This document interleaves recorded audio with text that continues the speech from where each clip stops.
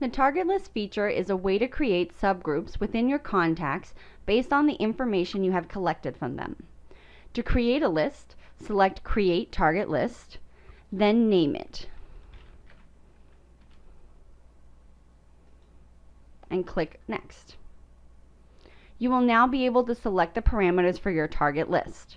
When adding filters down a column, it means that the contact must meet all the requirements in that column, whereas going over to the next column means that the contact can meet the criteria in either column 1 or column 2.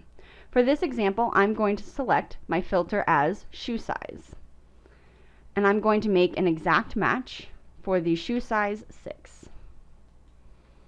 Once you have selected your parameters, click on Generate Target List.